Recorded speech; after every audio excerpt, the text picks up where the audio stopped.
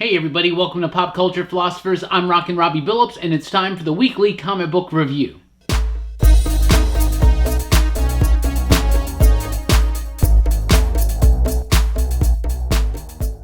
That's right, everybody. Welcome to the weekly comic book review. It's the show where I read a lot of comic books, and I'll let you know what I thought about them. And we're a little late this week, but better late than never. My shop didn't get our books until a day late, so it kind of set us back. But here we are. Without further ado, let's get right into it with the pick of the week. This week's pick of the week, Prodigy, #1 from Image Comics and writer Mark Millar and artist Rafael Albuquerque, and also a big Netflix collaboration. Of course, Mark Millar is now working with Netflix on creating ideas for TV shows and movies, things like that. Prodigy is going to be one of these.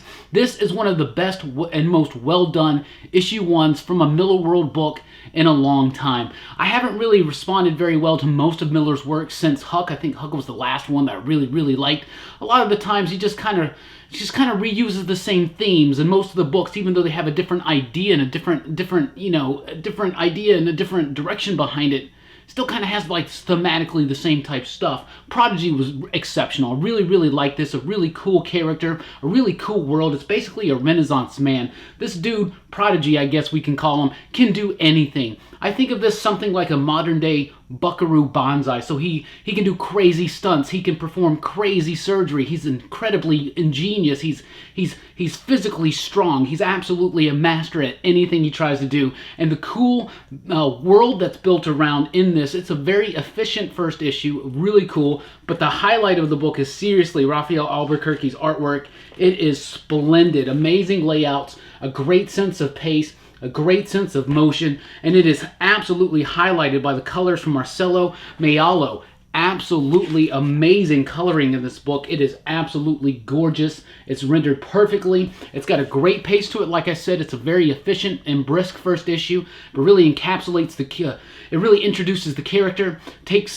sets the tone, and just sets you right off into what this series is going to become. I hope it doesn't fall apart, but this has been my favorite Mark Millar #1 in a very long time. So it's out there this week, Prodigy #1, and I was not expecting to really be into that book. Let's look at some other new #1s. We got some exciting ones from DC Comics. First of all, big week. Big, bombastic week for comic books. So we got Shazam #1. Finally, Jeff Johns is following up his New 52 Shazam restructure, reorigin, repackage, all that stuff. I feel like we should have had this Shazam book a few years ago. Alas, Jeff Johns kind of went higher up at DC, but now he's here and it's fun. If you liked what him and Gary Frank did on those Justice League backup stories from the New 52, you're going to love this. This is essentially the next chapter, takes place a year afterwards. Definitely going to kind of relate and tie in a little bit with the upcoming movie. Really interesting stuff. It keeps that whole tone and that entire vibe going. We no longer have Gary Frank. He's doing Doomsday Clock, which is also out this week, but Dale Inglesham is doing the artwork in here. It feels classic. It feels like Captain Marvel / Shazam. It feels exactly like it should. Really fun stuff, great characters. It's very endearing. I really did like this issue. It sets up a neat little cliffhanger thing. It also has a cool, nifty little backup story about Mary Marvel. Very excited for that. But it also starts introducing some new mythology into the idea, the legend of Shazam. Right? Much like Jeff Johns did when he came in a Green Lantern and he had like the whole Force spectrum, right? The whole emotional spectrum, right? And also when he comes into Green Aquaman, even though he hasn't really quite still delivered on this promise of about the 7 kingdoms of the 7 seas, right? He starts building something like that up with Shazam. That's really interesting, really cool. And it's just one of those things, just like the Green Lantern thing, we're like, why did nobody ever think of this before? It was a really cool debut issue. I really did like it, but it definitely does come right after that New 52 run. So if you've never read that, I highly encourage you to pick up that graphic novel that redid the origin of Shazam for the New 52. That's what the movie's doing, and that's what this book follows. Really fun stuff. We also got Martian Manhunter #1. It's a new one from writer Steve Orlando and artist Riley Rossmo. It's not going to be everybody's picnic on the artwork, but I really like it. Really cool composition, great layouts. Very experimental, different, unique. Really thought it was cool. Love the way some of the layouts in it. The story has some nifty ideas too. This basically is set back in the past. It's going to fill in some holes that we didn't even know we knew about from Martian Manhunter's history. Steve Orlando's take is that Jean was not quite an up-and-up cop over on Mars, and so he's maybe trying to redeem himself by being a detective on Earth. So really cool stuff, some really great, crazy, out there ideas that Steve Orlando concocts about Martian society, about John's powers, about how Martians relate amongst each other. Really cool world building. Really love the artwork too. It's not going to be for everybody, but it's definitely different. It's definitely unique, and it's definitely going to have. It's definitely perfect for something like Martian Manhunter, in my opinion. This is definitely going to be something to watch out for. This is a 12-issue miniseries. A great debut on the first issue with a really cool, just kind of hook that could really get, like, you can sink your teeth into. Almost said Blackest Night. Doomsday Clock number 8 is out this week from Jeff Johns and Gary Frank. Fantastic chapter in Doomsday Clock, which has been just a fantastic book. I've been loving it. Recently, this book has really just heated up. Things have gone crazy, slam bang crazy, right? When you're reading this issue, it feels like it's about to slow back down a little bit. But man, some of the biggest events of the series so far happen right here. The crux of the matter right here. It's also a nice spotlight on characters like Firestorm and Superman. That's right, we finally get a Superman-centric story in Doomsday Clock. I was very thrilled with this one. I loved everything about it. The art, the pacing, the writing, the script, the narrative, the flow. Everything about this book was great. And then when it finally gets to the payoff, blew me away. Speaking about blowing me away and fanboying out, how about Batman number 60? Has Tom King not just turned us all around on this book? Not all of us, for sure, but definitely me. Batman by Tom King was always something I was kind of up and down on. Straight up, what's been going on in the pages of Tom King's Batman right now is making me love the stuff I didn't like from before and appreciate it even more, because Tom King's had a long-term plan and it's really coming to fruition right now. This book is awesome. It's got a crazy zonkers ending that a lot of us saw coming, but we still don't know what it's all about. Really fun, cool stuff. Jorge Fornes joins in with Janet on the artwork in here. I'm a big Fornes fan. Very excited to see him on a big 2 book, on a big Batman book. Straight in vein with like David Mazzucchelli from Year One or something. This dude was born to draw Batman. Want to see more Fornes in the future on Batman. Really like this issue. Great pace, great dialogue. Tom King, for me, is killing it on Batman right now and telling us a very nuanced and now very dark story about Batman. Really, really liking Batman, where it's going. Issue 60 was a blast. Green Lantern number 2, my bad. The Green Lantern number 2, that's right. Grant Morrison back doing monthly superhero comics over at DC, where he belongs in my opinion, but he can be wherever he wants. Wherever Grant Morrison wants to be, that's where he belongs, right? Anyway, Liam Sharp joining him on the artwork. The artwork in this issue is absolutely fantastic. Some really textured, highly detailed artwork. Fantastic stuff. Morrison fulfills his promise of just kind of doing like a police procedural type thing. There is one overarching story that we're kind of getting a little bit more information here and there for, but ultimately, this is an issue of a good cop, bad cop interrogation. Really fun stuff. You can see the typical cliche detective story beats there, but in that Morrison cosmic Green Lantern crazy cosmic way. Really fun stuff, great ideas. The Lantern, whose head is just this continuous like atomic explosion or something. Fantastic, great stuff. Other writers would just take that and that would be like a whole story. And Grant Morrison, it's just a crazy idea that he does.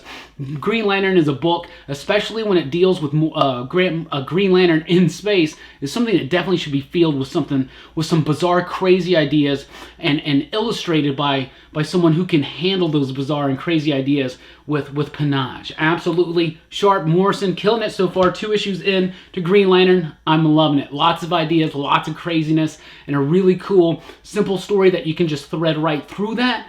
And then you could even, focus more on some of the craziness in the artwork and the detail and the backgrounds, or even in some of the stories, some of the throwaway ideas, things like that. Justice League number 13 is here, presenting the third, I believe it's the third, yes, the third Legion of Doom-centric issue. This one is all about the Joker and Lex Luthor having a falling out. I love this issue. It's scripted by James Tynion, just like the other Legion of Doom one-shot specials that kind of are intermixed here and there. Loved it. Thought it was a really cool focus on Luthor and Joker and their relationship, what Joker's been trying to do this whole time, setting up the Legion of Doom from where they've been to where they are now to where they're going to go. Really liked it. The artwork by Gillian March is actually not too bad. I typically don't like March's artwork. This has got a gritty, rougher texture to it that I really think elevates it for the story. I think it really hits the tone of the story perfectly. All in all, I really did like this issue. I thought it was really fun, and I love Luthor and Joker, and especially when they team up together, because it's always just fun, crazy, and unpredictable. This was a great issue. Lots of cool things happening in it. Adventures of the Super Sons, number 5. This book continues to be really fun. It's very sad. Now we know that Jonathan Kent's coming back. He's probably going to be aged up a little bit. Seems like this is going to be the last we see of this iteration of Jonathan Kent. Superboy is in Super Son, so it's kind of bittersweet because of that, but it's still fun. Damian Wayne and Jonathan Kent come face to face with the possibility of their adulthood, right? Really interesting stuff. I'm liking this book. It's really fun. Peter Tomasi, he knows those characters. He knows what he's doing. Border Town number 4 is here. I thought issue 1 when it came out was really cool. Great idea, right? It's this border town, all this like tension around like immigration politics and stuff's going on in this Arizona town that's right there on the border between USA and Mexico. And then all of a sudden this portal opens up, and all these like demons and monsters and creatures from Mexican folklore are invading this town, right? It's really cool. Nice little social commentary. Love the first issue. Issue 2 and 3, some decent character work, but it started bogging down just a little bit. Still amazing artwork by Villalobos and Bonvillain. But the characterization, the scripting, right? 4 heats it right back up. Loved this issue. Thought it was great. Liking all the different elements that are coming together. It's really coming together, this story. Going from just beyond like a social satire and into something that's got its definitely its own identity, its own purpose, and it's just really, really fun. And like I said, the artwork is top-notch in Border Town. That's a cool book. Let's jump over to Marvel. Killmonger number 1. So, you got a Black Panther movie, right? Michael B. Jordan comes in, plays Killmonger, and makes Killmonger like such a nuanced, amazing, complex character, right? And in the comic books, it's not always been the case with the character. So bring in writer Brian Hill, who's really on the up right now, right? And his work is getting better and better. And bring him in to do a 5-issue miniseries on Killmonger. Take some of the ideas that work from the Black Panther movie, mix it with some of the ideas that work from the comic books, and try to create a new Killmonger for this new generation. All of a sudden cares about Killmonger and is expecting Killmonger to be that kind of a layered character, right? I think Hill and company do the job absolutely fantastically. This is amazing. Juan Fiera on the artwork. The artwork is so gorgeous. It is solid, beautiful coloring, lush compositions, amazing texture in the artwork. Really great stuff. And the dialogue, the pacing, the action scenes, Hill is seriously getting better and better and better. I thought American Carnage was one of his best works to date. Killmonger might be just as good, if not better. I love the pacing. I love the density of the story. I love the action scenes. Everything about this book, top notch, and it really does do a great job of taking everything that's ever worked about the comic book Killmonger and everything that worked about Jordan's performance as Killmonger and making one awesome package. To make Killmonger just the best version of the character ever. This was great. Fantastic stuff. Great ideas. Great dialogue. Just a great flow. This is how comic books should be done. Winter Soldier number 1. So Winter Soldier by Kyle Higgins and Rod Reese. So the artwork's pretty cool. At times it gets a little wonky and feels a little rushed, but I do love the way that Reese colors his works. Really, really cool stuff. Unfortunately, though, I'm not a big Winter Soldier guy, you know? So maybe that's the reason why I just couldn't. This book didn't really do much to me. It didn't really grab me. It was all right. Has some moments of pretty cool, artwork, right? But aside from that, it just fell a little flat. The character didn't interest me. The story didn't interest me. So ultimately, I just didn't really like Winter Soldier. I thought Killmonger number 1 was such a better debut. Venom number 9 is one of the best issues of this series yet. And I straight up almost made this the pick of the week. This book is great. This book says a lot about Eddie Brock and his relationship to the symbiotes, to his mental health. It says a lot about loss, tragedy, addiction. This book says a lot in a cool little silly fun Venom story as well, right? Really cool things, really nifty things too. Like you got the dog on the cover. The idea now about the symbiote usually is always on Eddie, right? And it's costumed, right? But what if it wasn't always on Eddie? And the idea in this is that he can walk the symbiote like it's a dog and it looks like, I thought that was super cool. We get to go back and talk about Carl Brock, which is Eddie Brock's father. We get a little bit more into the character of Eddie Brock, his history, his past, his emotions.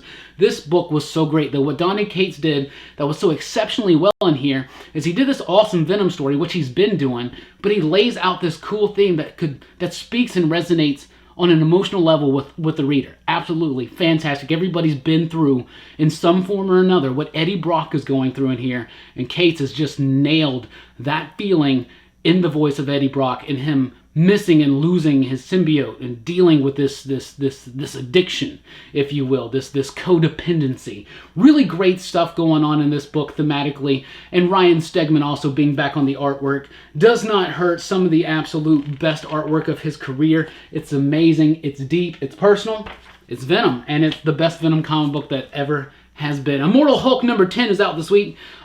Still gearing that line in the Marvel Universe with a very definitive horror tread. This has got some crazy, wonky, horrific imagery in it, especially involving this big fight between the Immortal Hulk and the Absorbing Man. Absorbing Man is wonked out in this issue. I'm really liking this issue. I thought it was really fun, really neat, kind of getting more into just the vibe of the story. It's very horror driven, but it doesn't take itself too seriously, but it also comes to a big head here, and it takes itself very seriously at times and not so seriously at times. Maybe that patchwork of tone doesn't always work for me, but in this issue, I really thought it was cool. This story's coming to a head. Thought that was a good issue. The Best Defense. These are one-shots. They're going to lead to this Defenders one-shot, right? I don't think this is leading to a new Defenders series or anything like that, but maybe ultimately it will. Who knows? Two of them are out, Namor and Immortal Hulk. Immortal Hulk is written by Al Ewing, who writes the Immortal Hulk. Namor is written by Chip Zdarsky, who is setting up some stuff, I think, for the Invaders run. Immortal Hulk, it was all right. You can tell how this is going to tie into the Doctor Strange one that comes out next week or whatever. But it was okay. Pretty decent horror story in the vein of what's going on in Immortal Hulk for a minute, and then it just kind of lost me towards the end. Namor kind of never caught on with me. I didn't really like this one. I thought it was kind of wonky, a little tied down, a little heavy on its exposition. So I'm liking what's going on with Namor. Namor, they're taking him back to his 60s roots under Jack Kirby and Stan Lee type stuff, right? Where he's a little bit more, not just an anti-hero, but straight up a villain, right? So they're gearing more into that. Zdarsky's setting up some stuff at Invaders. I'm excited for that. My favorite thing about these so far were those covers by Ron Garney. Really cool stuff right there. So Merry X-Men has a holiday special. The X-Men has a Merry X-Men holiday special out this week. This was actually really, really cool, really neat. The gist of this story is that each page is a different day leading up to Christmas, and it's done by a different creator focusing on a different character, and it's really cool. You got people from like Zach Thompson and Lonnie Nadler, Tenny Howard, Vita Ayala, I believe. You got a lot of different talent here. Leah Williams. I don't think Ayala's on this one, actually. Cullen Bunn, Charlemagne the God, Cena Grace, Chris Sims, Chad Powers, a whole assortment of talent doing every single character pretty much from the X-Men universe. And there's also this threaded Jubilee story that goes all the way through. That's pretty neat. So it's nothing super heavy, nothing's going to change your life, but it's a nice celebration of the holiday season and a nice celebration of X-Men, and I really like the format of the book. I thought that was really cool and really clever. X-Men the Exterminated #1. This is the one-shot epilogue to Extermination, which has not finished yet. Marvel promises that this does not spoil the end of Extermination, and it totally does not. It just spoils the very beginning of Extermination. If you don't know who died in the first issue of Extermination, I mean, come on, right? So the Extermination is basically just a tribute to Cable. It's one of those books that's just gonna, through the eyes of Hope Summers, Jean Grey, and even this cool little story from the past that Chris Claremont did with Corsair and Cyclops. It's a nice tribute to Nathan Summers. So aside from that though, nothing new, no new information, doesn't really spoil anything for Extermination, just kind of a fond farewell to Old Man Cable, right? Uncanny X-Men #4 is here. The weakest issue of the series yet so far. So X-Man is making his movies, trying to make the world a better place. None of it's explained yet. I'm sure it will get explained. He's got a new 4 Horsemen of Life: Magneto, Angel, Blob, and Omega Red. It's weird. We don't know what's going on. Feels a little confusing. The first 3 issues were really solid. I really like the juggling of all the characters. The balance of all the characters still works very well in this issue of Uncanny X-Men. But because this stuff with X-Men is just happening out of nowhere, not really fully explained yet, it just felt a little laggy for me, right? Just a little bit. But it doesn't mean I didn't like it. I'm really liking the direction of Uncanny X-Men right now. Kelly Thompson releases West Coast Avengers #5. If you're a fan of her Kate Bishop Hawkeye series, You will love this book. You should totally be reading it. It's basically the successor to that book. They pick up on the story threads, especially some Madame Mask stuff going on in this issue. I really like this one. We got Danielle D. Nuculo on the art with Triona Farrell's colors. I love the artwork in here. Kelly Thompson does a great job of taking characters that I never really even gave a second thought to or just downright hated. Like, didn't ever really think too much about Kate Bishop as a character. Downright hated Rogue and Gambit. Didn't like the idea of Gwenpool at all. All these characters under Kelly Thompson's hands, love them. Love the voices, love the quirkiness. This is a fun, quirky book that doesn't take itself too seriously, but it does tackle some serious matters. Really fun interpersonal dynamics between this new team of West Coast Avengers, especially when you got Quentin Quire and Gwenpool dating. And I know that sounds so silly, but it works and it's awesome. And Clint Barton could not be in this book and it would still be amazing. West Coast Avengers, that's one of my favorite Marvel books right now. Marvel Knights #3 is out. This is a cool little 6-issue series. It's just a kind of a tribute to the Marvel Knights, right? You know, the Marvel Knights was a big deal 20 years ago when Jimmy Palmiotti and Joe Quesada came in, and they brought in Kevin Smith and David Mack and Paul Jenkins, and Christopher Priest did his Black Panther run. Lots of fun stuff, right? Nice little tribute. This story's interesting. This is a big focus in on Frank Castle. What's really cool is the spotlight of new talent. And we talked already about Tenny Howard, so she's on this one. Really like the script, really do like the artwork, really cool stuff. Like I said, it's the focus in on Frank Castle. Basically, these Marvel Knights characters have waken up in a world. They're living out different things. I'm telling you what I think this is, right? Okay. Remember Dr. Doom has this like machine where you can live out this world, your dream world or whatever, and like the Puppet Master created or something. I think something like that's going on.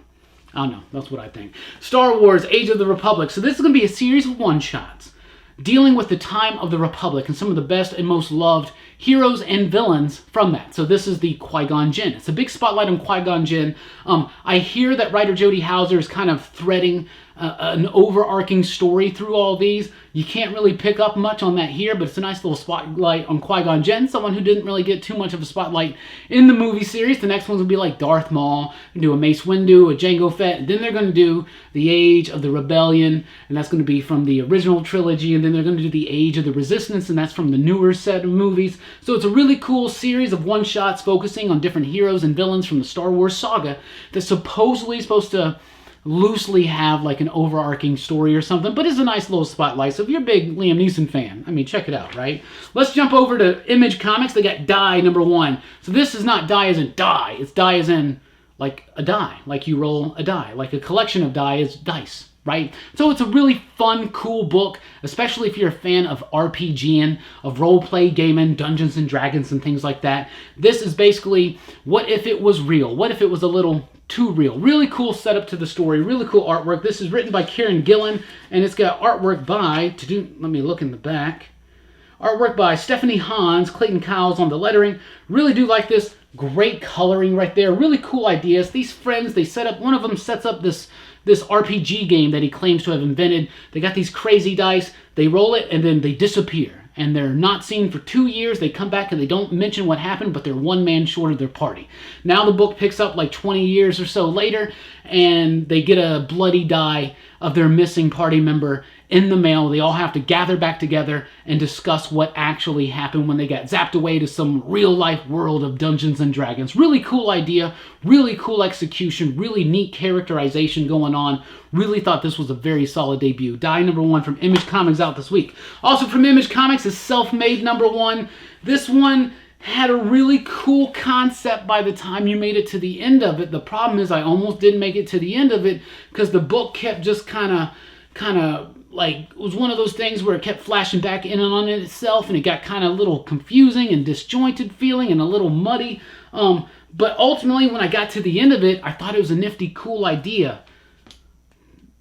But aside from that, I don't think the execution was absolutely cool. But it is a cool idea. That's what I'll say about Self-Made. Freeze #1 is out from Image Comics and Top Cow. This one was alright too. I thought it was a little bit better than Self-Made, but it did get bogged down a little bit. It's got this very rigid 9-panel grid, but it's not really done to maximum effect with either the pacing of the dialogue or the images within, the pacing of the story, it feels very stilted and stiff because of it. It feels very constricted and not in a way that's meant for the story. Maybe it is though, because the gist of the story is freeze. This dude bends down at work to plug up his computer, comes up, everybody is just frozen. And if he touches them, he can unfreeze them, but only he. And that's pretty much where we're at and what the story is about right now. So it's a cool idea, it's a neat little setup, but the execution just felt a little frozen.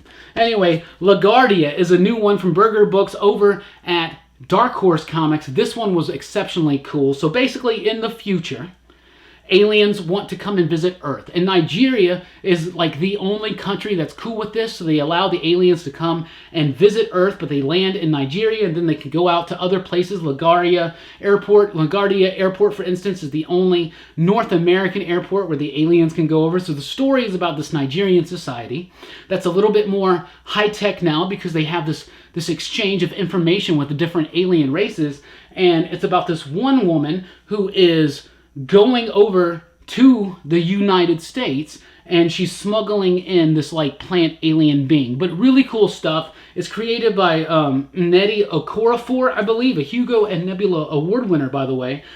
Really like the idea, really cool artwork, really neat stuff. A very modern story of immigration that I thought really just resonated very, very well with me. LaGuardia #1, really like that one. Wizard Beach #1 is a new one from Boom Studios. This one looked whimsical and it's cool. It's kind of like, so it's this kid and he wants to learn about magic and it's a world of magic, but his parents don't really want to teach him magic, so he wants to go meet his deadbeat beach bum wizard uncle to teach him magic. So it's kind of like Harry Potter if Hagrid or Dumbledore were like beach bums in a way. Really cool artwork, really neat, unique and indie type stuff, but ultimately didn't really grab me. It was kind of boring to me. So Wizard Beach I felt like had a lot of promise, but ultimately just didn't do much for me. Crowded is back with issue number 6. Yes, no, 5. Issue number 5 is out of Crowded this week. The penultimate issue of the first story arc. I'm loving this book. In a world where everything is crowdfunded, including assassinations and work for hire bodyguards, things like that. This book by Christopher Sabella with artwork by Rose Stein and Ted Brandt and Triona Farrell is just great. It's got a great dynamic sense of energy. It's got nice characters, a whimsical flow about it. This book, fantastic. One of the best books of the year. Crowded, out this week. Bully Wars #4 from writer Scotty Young with artwork by Aaron Conley and Jean-Francois Bolu. Probably messed that one up. Bully Wars has been a really fun, endearing, and charming story about the town that's got the most bullies per capita in the world, and they host this big event called the Bully Wars, and it's about this team of geeks trying to help their bully win the Bully Wars. The bully that's always picked on them is now the low bully on the totem pole, and so his bullies, does that make sense, are trying to help him out to win this contest and maybe be bullied free for a year, something like that. Really fun, very charming. It's a very simple book with really cool experimental artwork at times, but it's very cartoony, very silly, very outlandish, but it has heart and it's got charm. Bully Wars, fantastic stuff. And let's talk about Dark Arc #12. I love this book so much. Cullen Bunn, Wando, amazing artwork, really cool stuff. I love the colors in this book, and look at that cover right there. If you've been following this channel, you know I'm enamored by this book. You know what it's about. It's Noah's Ark, but there's a dark ark. So if Noah's Ark was God's ark with all the animals, right, to save all the people and the animals, then the dark ark is Satan's ark, and that's where all the monsters are, and the sorcerer Shrey leads it, right? It's so fun. The story's coming to a head. The waters are receding. The monsters are about to revolt. Shrey cannot keep it contained. Amazing stuff. Really, really cool. And finally, let's talk about this. Power Rangers, Soul of the Dragon. I'm going to talk about this. This is from writer Kyle Higgins. It's got artwork by Gypsy, Cafaro, and Marcelo Costa. Really cool stuff is what it looks like. I haven't read it yet. This thing's pretty big. But basically what this is it's the Green Ranger Returns. This is basically the story of Tommy Oliver, like 20 or so years after his time as a Power Ranger. And it seems like it's kind of a gritty like his body's breaking down, he's getting old. Think Dark Knight Returns, but with Tommy Oliver. So if you're a Power Ranger fan, a Tommy Oliver fan, you definitely want to check that out. And if you know a Green Ranger, White Ranger, Power Ranger fan out there, this is an original graphic novel by Kyle Higgins, who blew everybody away with the Shattered Grid story. This is definitely going to make a great Christmas gift this Christmas season. I will throw a link down below for this on Amazon. You should also check out our Amazon Marketplace. Got some gift ideas there for Aquaman comic books and Jeff Lemire comic books, my writer of 2018. So thank you guys so much for checking out the video. That's what I read. That's what I thought about it. Let me know what you think about what you read in the comments down below. I want to know what your pick of the week is. That's what I thought. Thank you guys so much for checking out the video. Please do like, share, and subscribe if you haven't already. And join us at the PCP Army on Facebook. Just go to on Facebook, type in PCP Army. Send us a request. You can join us, talk to us about comic books, movies, pop culture, all that jazz, and more. I'm Rockin Robbie Billups. Thanks for rocking with us. Keep on reading.